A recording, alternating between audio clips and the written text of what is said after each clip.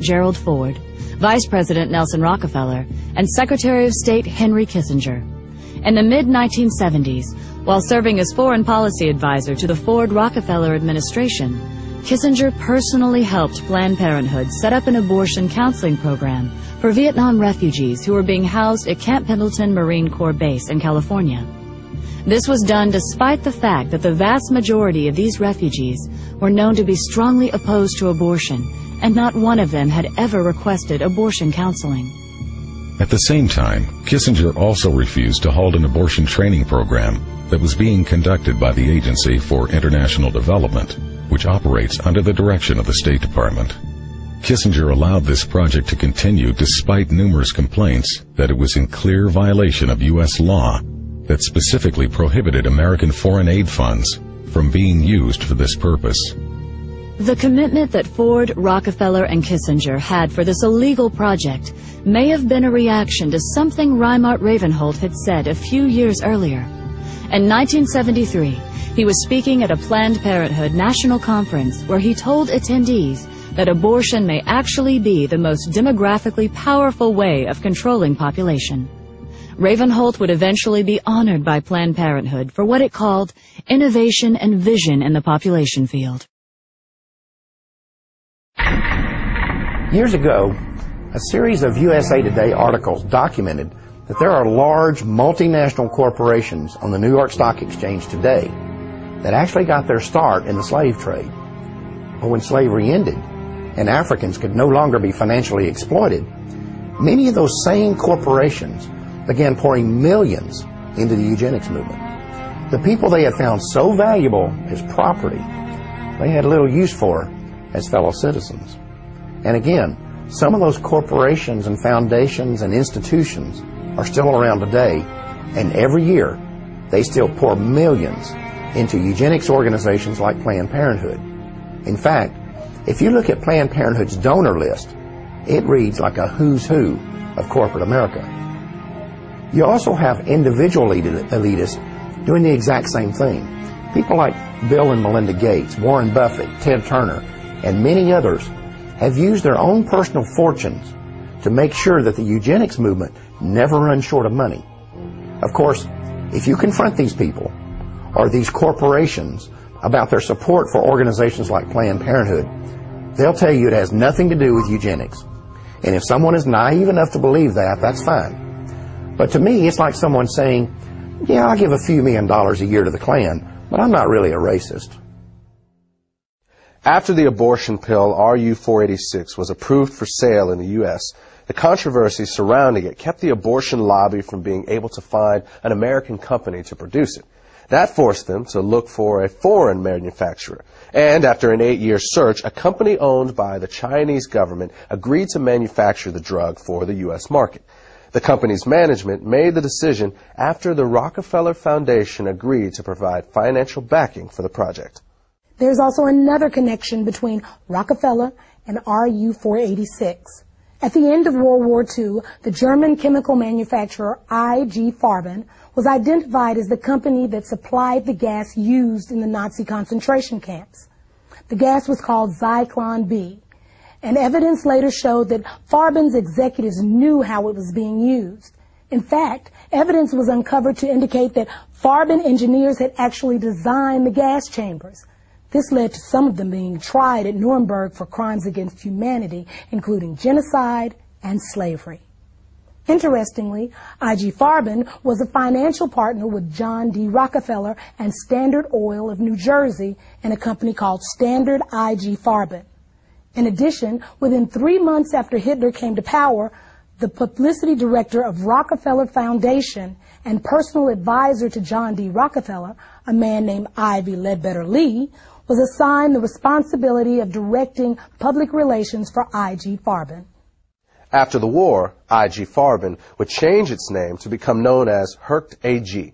Today, Hercht is a gigantic multinational corporation with subsidiaries all over the world, including the United States.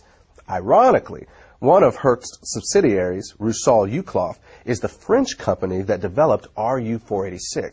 In other words, the same company that produced the gas used in the Nazi death camps also produced the abortion pill that is now being used in American abortion clinics. And in both cases, there was a known connection to the Rockefeller Foundation.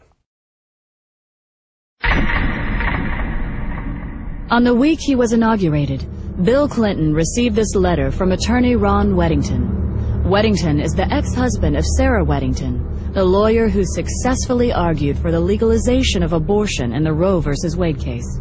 26 million food stamp recipients is more than the economy can stand. You can start immediately to eliminate the barely educated, unhealthy, and poor segment of our country.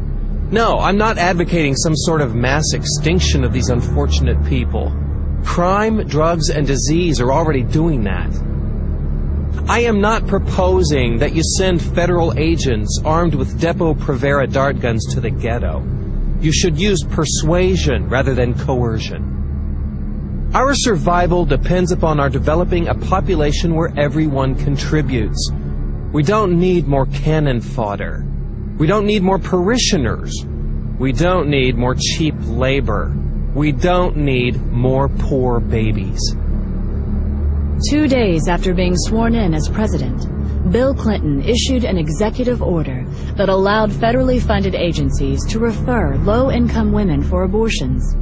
He also directed that American dollars could be funneled to organizations that promote abortion in foreign countries.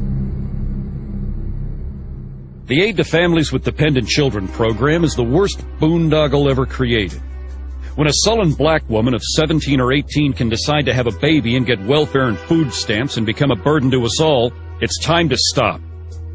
Dr. Edward Allred, abortionist, 1980. Edward Allred is the owner of one of the largest chains of abortion clinics in the United States. Not long before Allred made this statement, the Los Angeles Times had reported that his California facilities were handling referrals made by Planned Parenthood. Even as late as the 1960s, the wealthy elite who made up the eugenics movement never tried to hide the fact that their agenda was driven by financial considerations as much as it was driven by the desire to create racial purity.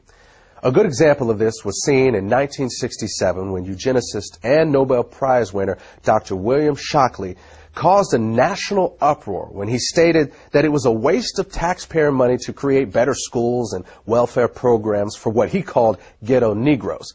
He claimed to have research showing that people of African descent are genetically inferior to whites in intelligence and simply not smart enough to take advantage of programs designed to help them. To save taxpayer money, he proposed that the U.S. government implement forced birth control to lower the reproduction of the inferior classes and then issue certificates to become pregnant that would be sold on the New York Stock Exchange. Shockley was a National Committee member of Planned Parenthood and a featured speaker at least one Planned Parenthood conference. When Florida abortion clinic owner Joyce Tarnow appeared on a local talk show, she gave the following reply when asked what America should do to help impoverished nations that are facing starvation or other natural disasters. Time is running out for us. In 1968, Dr. Paul Ehrlich wrote The Population Bomb. And in that book, he stated a thesis that what we should be doing is helping those nations that have a reasonable chance of being able to produce their own food supplies. Those that cannot do that for whatever reason, those people have to just sink or swim on their own. And what we do is try to help those societies become self-sustaining that have a chance to learn how to fish in order to feed themselves. Wait a minute. Are you I just want to make sure this is clear. Are you advocating, or was he advocating, basically writing off people that have no hope of ever because of the climate or whatever problems of feeding themselves? Sort of like survival of the fittest? Or? Right. And the thing is... Do you agree with that? Yes, I do. The more people you help to survive, the more people are going to be reproducing and having children beyond what we can reasonably hope to have so that we can educate